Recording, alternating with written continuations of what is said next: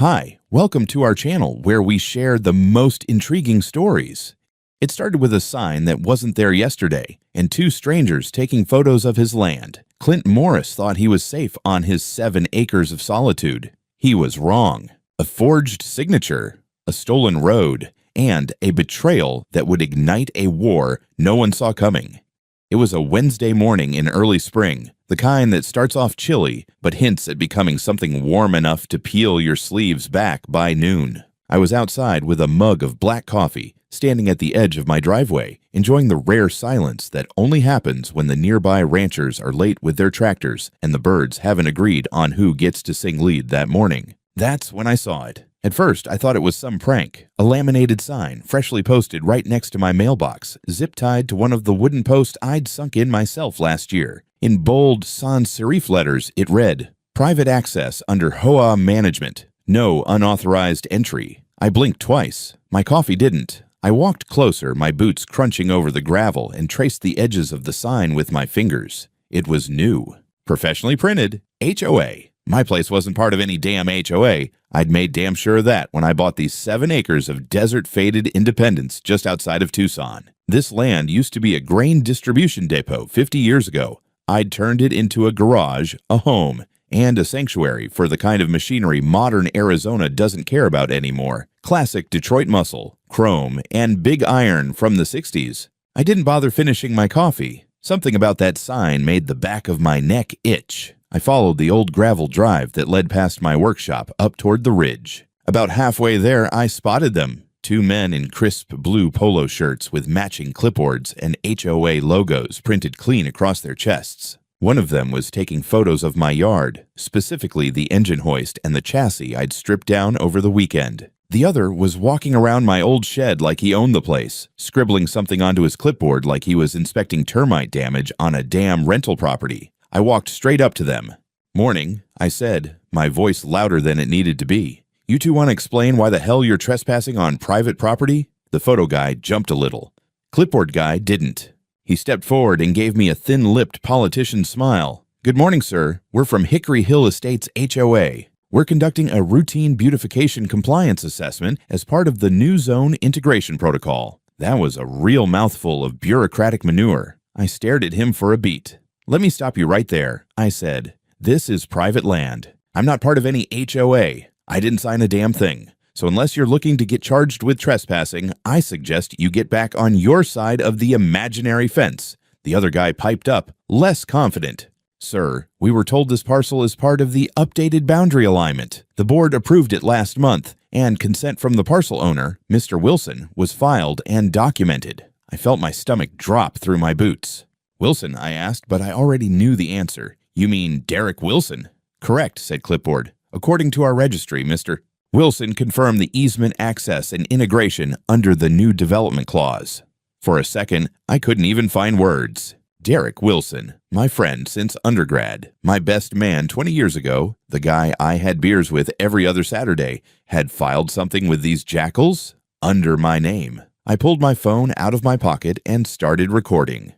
"You boys can go ahead and turn around," I said calmly. "You're trespassing, and now you're on camera. This here's private land. I've got the deed, the map, and the title to prove it. So unless you've got a sheriff with a warrant, you're both walking off this property before I start stacking charges." That wiped the smug off their faces. They tried to talk over each other about procedures and confusion, but I wasn't in the mood. I walked with them until they stepped off my gravel, back toward the cul-de-sac they slithered in from.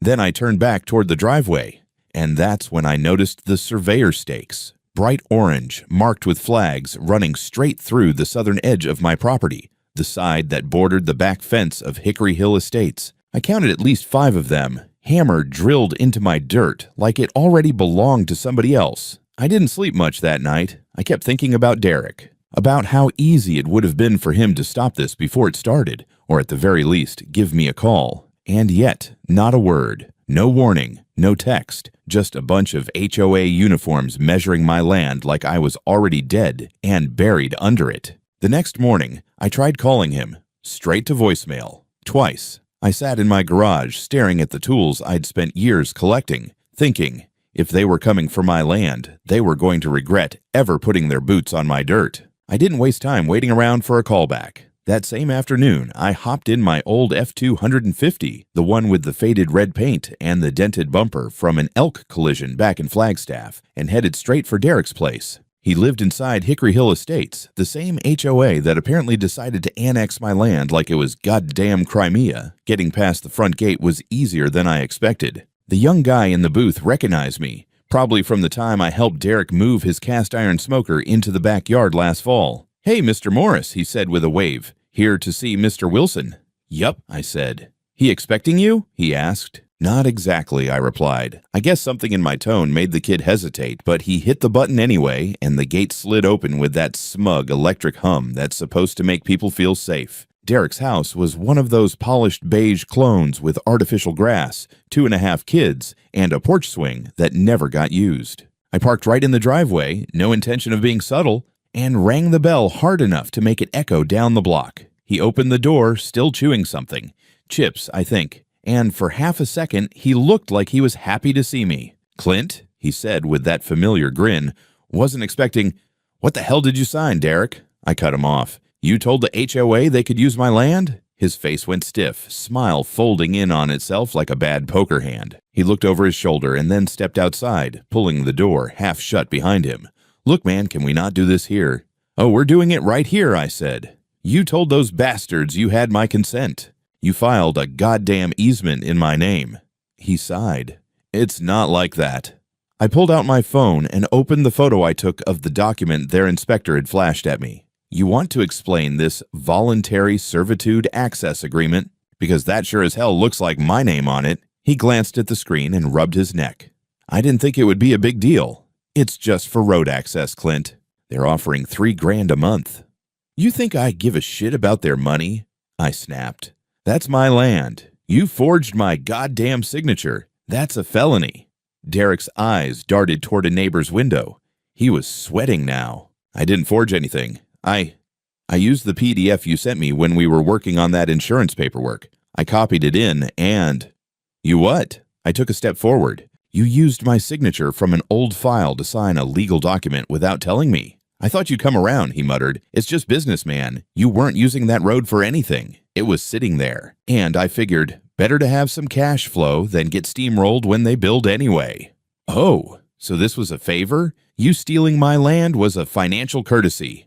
Derek's lips curled defensively. "Look, you've always been the lone wolf guy. Off-grid, no permits, no streetlights. The board thinks you're a liability. They were going to find a way in eventually.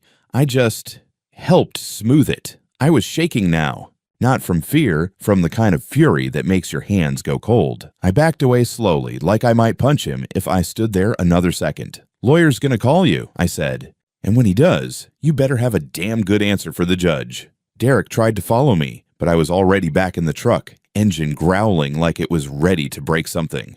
I drove out of that Stepford hellhole with one hand on the wheel and the other calling my attorney, Jacob Ellis. Jacob didn't waste time. "If there's a recorded easement with a forged signature, we're not just looking at civil action," he said. "That's criminal fraud, Clint. And if HOA used it to alter the zoning map, we've got grounds for immediate injunction." By the end of the day, we had filed a cease and desist notice to the HOA, pending a full review of the property records. Jacob also submitted a request to the county recorder's office for the original filings. That night, I pulled every document I had, deed, topography maps, boundary surveys, everything. I laid them out across the garage workbench like blueprints for war. At midnight, I poured myself a glass of whiskey and walked the property line. That southern edge, the one they tried to carve up behind my back, had always been just dust, cactus, and rusting fence posts. But now it was the front line. They thought they could file paper and build pavement like I wouldn't notice.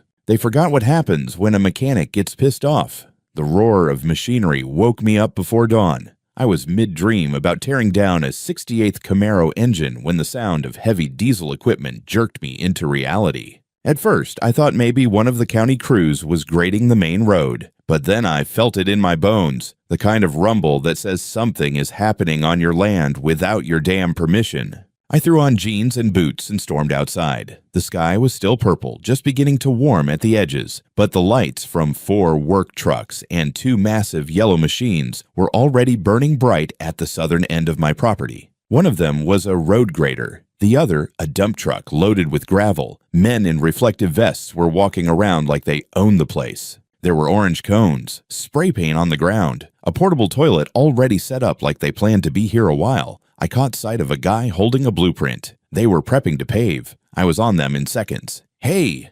I barked. "Who the hell gave you the right to dig up my land?" The foreman looked up from the blueprint, squinting like I was an unexpected raccoon. "Morning. You Clint Morris?" "You know damn well I am."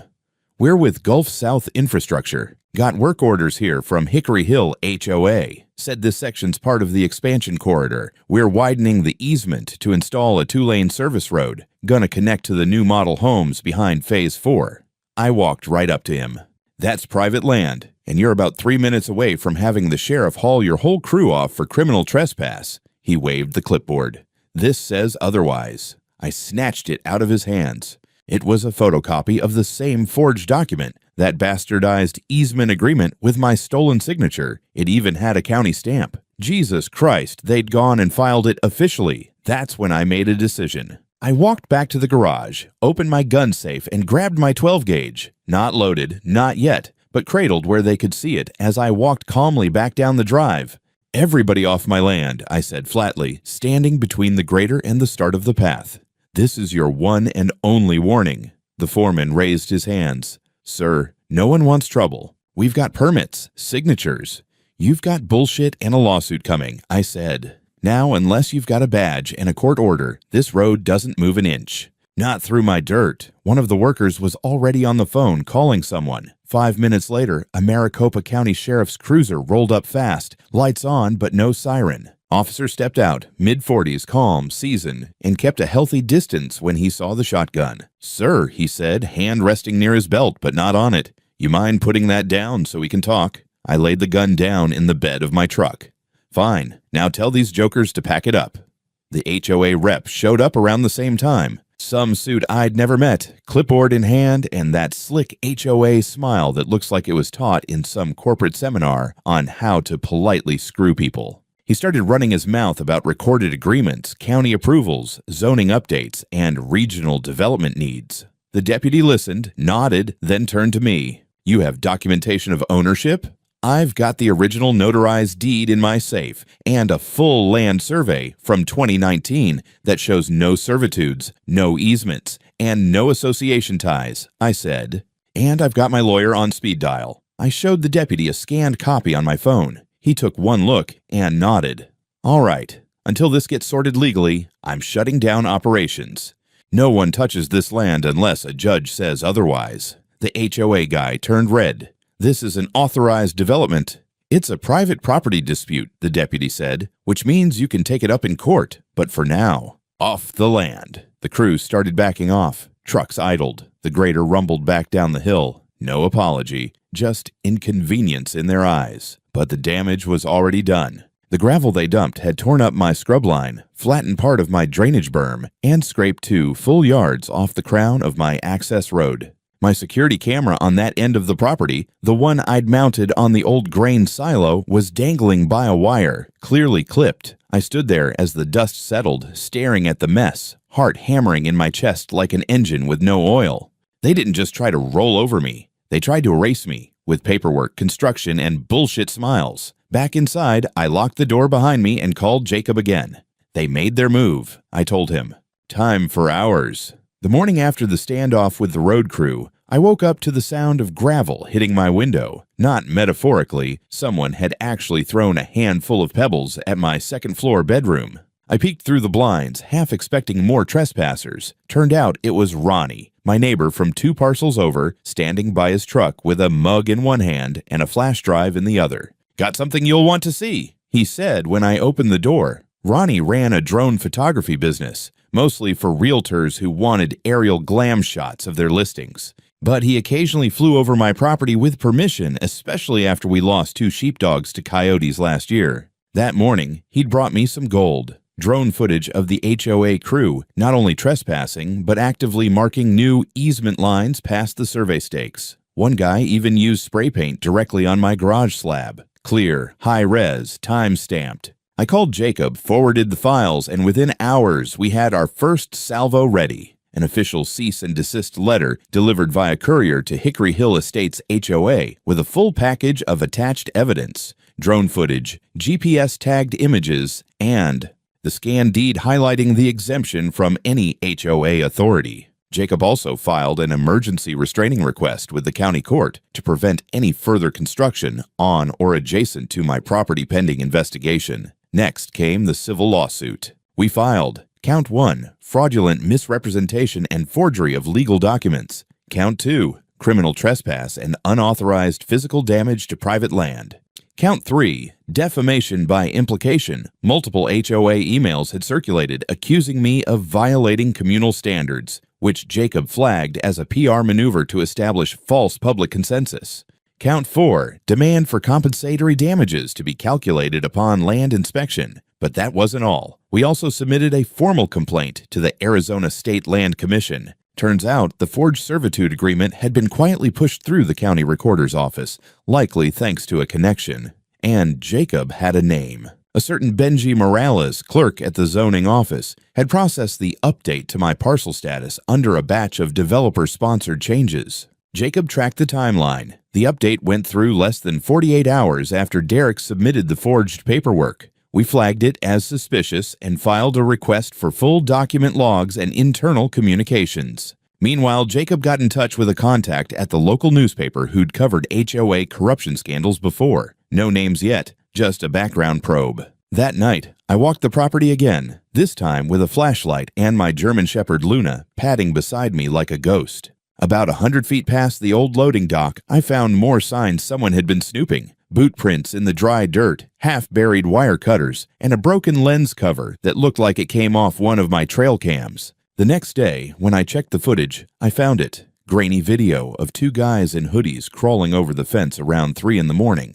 They spray-painted one camera, then yanked another clean off the post. In the background, my generator was running. It wasn't the quietest unit, but now I knew how they masked the sound. When I checked the garage, sure enough, the newer Honda generator I kept for power outages was gone. I filed the police report immediately, handed over the footage, and made it clear in writing that I suspected the vandalism was retaliation connected to the ongoing legal action. It wasn't a stretch. Within the week, HOA sent me a formal notice of non-compliance, claiming I was obstructing regional development goals and might face additional penalties for failure to maintain road accessibility. That was rich. We sent that notice straight into the evidence pile. Jacob made sure every new action they took was added to the civil case and attached to the restraining request. By week's end, the county issued a temporary stay on all land activity within 100 feet of my southern boundary, pending investigation of land use fraud. That stopped the road crew cold, but this wasn't over. I knew it. They hadn't just overstepped. They'd built a whole damn narrative where I was the obstacle and they were the progress. So I did what I do best. I got my hands dirty. I reinforced the perimeter fencing. I added 2 more trail cameras. I swapped out the locks on the workshop and bolted the garage like Fort Knox. And just to send a message, I installed a brand new sign at the south edge of my land. Private property, no entry. Trespassers will be photographed, identified, and sued. Simple, direct, and more polite than what I actually wanted to say. The subpoena landed harder than I expected, not just on paper, but in the way people started talking. Hickory Hill Estates had their own little echo chamber, newsletters, Facebook groups, and, God help me, a neighborhood podcast. Once news got out that I was suing them, I became public enemy number 1. HOA board meetings started referencing me by name. I was the agitator, the holdout, the uncooperative element threatening communal progress. If I had $1 for every euphemism they invented to avoid calling me what they really wanted to, I wouldn't need to fix another car in my life. And then, just when I thought the situation couldn't rot any further, I got a call from a number I didn't recognize. No voicemail, just a text right after, "I have HOA internal documents. You'll want to see this. Discreet source. Call me back." I forwarded the number to Jacob. 10 minutes later, he called me back. Voice low. I think it's legit. That's a burner from a guy I've dealt with before. Used to work in municipal records. Go see him. His name was Carl, and he met me at a parking lot behind a run-down Circle K on the outskirts of town. I know how that sounds, but the guy had the nervous energy of someone who didn't want to be seen. And he brought receipts. Literally, he handed over a flash drive and a manila envelope. Inside were scans of internal emails from the Hickory Hill board, including Derek Wilson, my old buddy, and several members of the developers project team. The tone of the emails: smug, calculated, deliberate. They discussed a soft integration plan for my property. Morris is emotionally attached to the land, will resist initially, but Wilson can lean on the personal connection. Offer light compensation. Use zoning pressure if needed. HOA maps already being updated. Recorder's office contact confirmed. The emails were dated weeks before any inspectors ever set foot on my property. One message even had a PDF attachment, a blank servitude agreement with my name already filled in, just waiting for a signature that never came. That was it. Smoking gun. I went straight to Jacob's office. He scanned every file into the system and whistled low. They knew. They were planning to squeeze you in from the start. And Derek. He wasn't just involved, he was the point man. We filed a motion to admit the emails as evidence. Jacob also forwarded everything to the district attorney's office with a recommendation to investigate the recorder's office. There was enough here to crack something wide open. But the emotional part hit later that evening when Derek called me out of the blue. His voice was tired, like he hadn't slept in days. "Clint, man, can we talk? Off the record?" "Only if you say it in person," I said. "No texts, no calls. Come clean or don't come at all." We met at a dive bar we used to hit after football games in college. Same jukebox, same terrible nachos. He looked older than I remembered, or maybe I just finally saw the real face under the mask. "I screwed up," he said after the second beer. "They offered me 20 grand up front. Said if I could get you to sign, I'd get a cut of the future development. 5% of the commercial lot at the south exit once they pave through your road." I stared at him. "You tried to buy my land with my own friendship." He looked down. "I figured you'd resist, sure, but you always hated dealing with paperwork. I thought maybe if I pushed the HOA's offer, softened the landing, you'd come around. You didn't push anything. You forged my goddamn name." He didn't deny it, just took another sip. "I didn't think it would go this far." "Well, it has. You lied to my face. You filed fraud in my name, and you unleashed a pack of corporate termites on my land." He didn't say anything else. Maybe there was nothing left to say. I left him there with his beer and his remorse. The next morning, I found fresh graffiti on the side of my workshop. "Community first, hillbilly last." They'd used spray paint, bright yellow, across the sheet metal siding. One camera was missing, another was cracked. A third had caught the grainy silhouette of two men in hoodies, once again entering through the southern fence line. Inside the garage, my tools were untouched, but my generator gone. Again. I didn't bother guessing who'd sent them. This wasn't just vandalism, it was a message. So I filed another report. This time, I asked Jacob to attach it directly to the criminal complaint against Derek and the HOA. Retaliatory damage, following sworn testimony and active litigation. We were past the line now. There was no way back to friendship. Hell, there was no way back to normal. I stood in the middle of the garage that night, staring at the yellow insult across my wall and thinking how fitting it was. I used to be the guy who built engines to outrun anyone on the road. Now I was building a case to bury them. I never thought I'd find myself putting on a pressed shirt for war, but there I was, standing in front of the county courthouse in downtown Tucson, looking like I'd just walked out of a used truck ad with legal briefs under one arm. My lawyer, Jacob, stood beside me, calm as ever, suit spotless, tie sharp, and voice low as we stepped through security. "This isn't just about your land anymore," he said. "This is about precedent. If they get away with this, your neighbors are next." Inside, courtroom 2B was already buzzing. The gallery was packed. Half the seats were filled with HOA members and their spouses, probably here to see the show. Local reporters lingered near the back wall. I even spotted a realtor from Hickory Hill whispering furiously into her phone, no doubt already thinking about property values. The judge, an older woman named Han.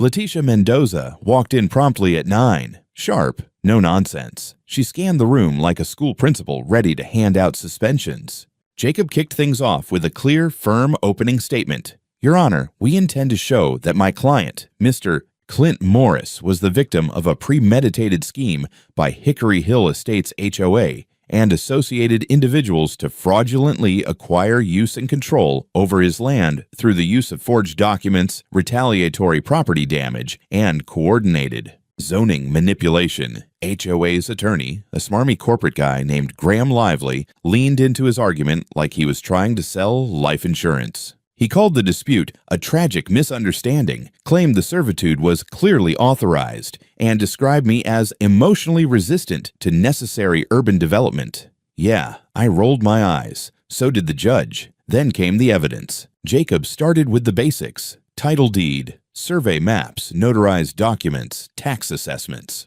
All of it showed, beyond a doubt, that my parcel had always existed outside of Hickory Hill's jurisdiction. Then came the meat: drone footage of unauthorized inspections, time-stamped video of construction prep, audio recordings of HOA reps referencing the Wilson deal, and most damning of all, the internal emails. The ones that showed the HOA and the developer had coordinated a plan to forcibly integrate my land by leaning on Derek and manipulating zoning staff. The judge sat up noticeably during that part. Then Jacob brought up our expert witness, a forensic document examiner who confirmed, under oath, that the signature on the servitude agreement had been lifted from an old insurance document and pasted onto a new form. Under cross-examination, HOA's lawyer tried to dance around that. So you're saying it's not possible that Mr. Morris simply signed two documents that happened to look similar? The expert raised an eyebrow. No, sir. I'm saying your document is a cut-and-paste job using a degraded scan. I have overlays and print pattern analysis to prove it. Boom. Then it got worse, for them. Jacob subpoenaed Benji Morales, the county clerk, who approved the zoning change. At first, Morales tried to play dumb, but under oath and pressure, his story started cracking. When Jacob presented a copy of an internal memo with his name on it, one clearly showing he'd fast-tracked the file with the developer's name in the CC line, the courtroom got real quiet. HOA's defense tried to pivot. They called a witness, one of the HOA board members, to claim I had verbally agreed many times to share access to the southern road. Jacob let him talk for 30 seconds. Then he brought up a transcript of my email exchange from 2 months before the incident, where I explicitly rejected any road sharing due to liability and privacy. He even had the read receipt logged. The board member sputtered. Judge Mendoza made a note. Then Jacob did the boldest thing I've ever seen in a courtroom. He called Derek Wilson to the stand. Derek looked like a man being marched to a firing squad. He avoided eye contact with me, jaw tight, hair combed like he was still trying to look like a respectable businessman. He took the oath, sat down, and tried to act composed, but Jacob wasn't there to play nice. He started slow. How long have you known Mr. Morris? 23 years. Ever been to his property? Yes, many times. Did you submit a servitude agreement to the HOA with Mr. Morris's name on it? Derek hesitated. Yes. Did Mr. Morris authorize you to do so? No. That was it. The moment. Jacob pressed further, asking about the $20,000 consulting fee from the developer, the emails, the forged signature, the bar conversation. Derek admitted it all. Reluctantly, quietly, but under oath, there was no wiggling out. When Jacob sat down, you could feel the weight shift in the room. HOA's attorney looked like someone had just unplugged his server. Court adjourned for the day. I walked out past a crowd of tight-lipped HOA members and stunned neighbors. I didn't say a word. Didn't need to. The truth had landed. It took less than 48 hours for the verdict to come down, but I swear it felt like weeks. The courtroom was packed again. Reporters had picked up the scent, and now it wasn't just a property dispute in southern Arizona. It was a case about corruption, fraud, and how far a homeowners association would go to muscle through a development plan. Judge Mendoza entered with the same no-nonsense walk and gavel drop. Everyone stood. Everyone sat. Then she began. She didn't waste time. In reviewing the facts presented, the court finds sufficient evidence of willful fraud, document forgery, and coordinated abuse of process conducted by representatives of the Hickory Hill Estates HOA in conjunction with external developer interests. Her voice was steady, firm. I stared straight ahead. Jaw locked, trying not to let the satisfaction show on my face too early. She continued, "It is clear that Mr. Clint Morris did not consent to any servitude or easement agreement." The court recognizes that the signature submitted was digitally replicated from a prior unrelated document and used without authorization. The fraudulent agreement was then weaponized to alter zoning records, resulting in material harm to the plaintiff. Then came the numbers. The HOA is hereby ordered to pay the plaintiff $450,000 in damages, covering property damage, legal fees, business disruption, and emotional distress. There was a low murmur in the room. My ears rang. I just kept staring at the bench. The judge wasn't finished. Furthermore, the court refers this matter to the Maricopa County District Attorney's Office for criminal prosecution of Mr. Derek Wilson for fraud, conspiracy to commit fraud, and document falsification. Mr. Wilson is hereby remanded into custody pending sentencing. I looked at Derek as the bailiff approached. He didn't resist. No smugness left. No apologies. No words. He didn't look at me. Maybe he couldn't. I watched the man who used to be my closest friend get led out of the courtroom in cuffs. 3.5 years. That's what the DA ended up recommending. He took a plea deal, fraud and conspiracy with cooperation in the investigation into the county recorder's office, and that's where it got even messier. Because Judge Mendoza also ordered a judicial review of all zoning changes linked to Hickory Hill over the past 2 years. Suddenly, everyone in the room got real quiet. The HOA president turned ghost pale. Reporters scribbled like mad. Benji Morales, the zoning clerk, was already under internal investigation, but now it was official. Judge Mendoza ordered the county to audit every parcel adjustment he had touched. Rumor had it he was already cooperating, trying to save his ass before the hammer came down. If the whispers were true, Hickory Hill wasn't the only HOA using shortcuts and backroom deals to swallow up land. After the hearing, Jacob and I stepped outside. The media was waiting. Mics, cameras, questions flying. I let Jacob handle it. He was better with microphones than I was. I stood a few feet back, arms crossed, watching the people who once mocked me now shove each other to get a soundbite. One reporter broke through the crowd and called out to me directly. "Mr. Morris, any comment on today's verdict?" I paused. "Yeah," I said finally. "Don't ever trust a man who offers you a contract before a beer." Later that evening, we sat on the deck of my garage, a cooler of Shinerbach between us. Jacob had loosened his tie. I had kicked off my boots. Luna snored at our feet, spent from barking at the press trucks parked outside my fence most of the day. "Think they'll appeal?" I asked.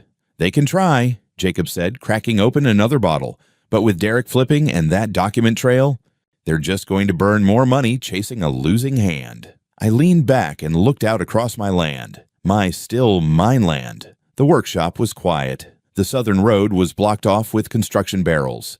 A couple of survey stakes still stuck out of the dust, bent, faded, forgotten. They'd tried to pave over my rights with a lie and a checkbook. Didn't work. A week after the verdict, I blocked off the southern road for good. Not with cones. Not with ropes. With concrete. 3 1,200-pound barrier blocks trucked in from a contractor buddy I'd done work for back in the day. I set them down at the edge of my property line where the gravel met the scrub, the same spot where the HOA's bulldozers had tried to crawl in. On each one, I painted thick, defiant red letters: private property, no access, no negotiation. Then, just above it, on a steel post, I mounted a sign of my own making. Friendship doesn't mean selling someone else's land. Access denied. No one enters again.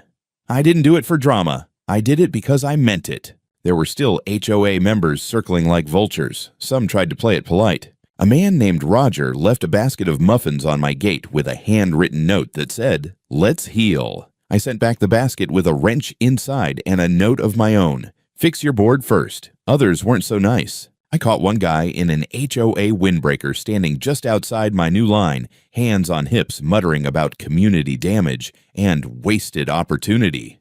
I didn't say a word. Just turned on the irrigation pump near him by remote, soaked him good. He didn't come back. But most importantly, I got back to work. The garage was still intact. Most of my tools had survived. With the settlement money, I expanded the shop, added another lift, a new paint booth, and finally laid down that epoxy floor I'd been meaning to do for years. Jacob joked it was the first courtroom payout he'd ever seen invested in engine blocks and torque wrenches. I hired 2 part-time apprentices from the local community college, good kids with calluses, and no patience for electric vehicles. Taught them how to rebuild a 70s carburetor and why chrome only matters if it shines after a long day's drive. Luna got a new doghouse, the steel kind, reinforced. She earned it. As for Derek, he served time, 3.5 years. I didn't visit, didn't write, didn't even read the article when the local paper did a follow-up on his conviction. He tried to reach out once from county. A letter I didn't open. I burned it in the same barrel I used to scrap dead parts. The HOA, meanwhile, took a beating. Without access to the rear road, several homes along the southern edge lost their appeal. A few sales fell through. One family left within months. The developer who bankrolled the annexation scheme pulled out of Phase 5 entirely. Their investors weren't interested in another litigation-sensitive zone. That was the phrase, printed right on a public investor memo that got leaked and went viral in local real estate groups. My land stayed exactly what it was, mine. No servitude, no easement, no compromise. And the community surprisingly began to shift. A few of the younger residents started coming by, not to snoop, but to ask questions. One of them, a woman named Kayla, asked if I could speak to her civics class about property rights. I declined at first, but then she brought her dad, a retired Vietnam vet who'd read about the case and wanted to shake my hand. I agreed. So one Tuesday, I stood in front of 25 high school juniors in a room that smelled like old carpet and expo markers, telling them how a single forged signature nearly cost me my land. I told them about zoning tricks, legal paper, and the power of saying no. They asked if I hated HOAs. I said I hated dishonesty. They asked if I missed my friend. I said I missed the version of him that used to care more about beer than bonuses. Then I drove home, turned off my phone, and got back under the hood of a half-finished GTO that didn't care about politics, signatures, or subdivisions. Just oil, spark, and patience.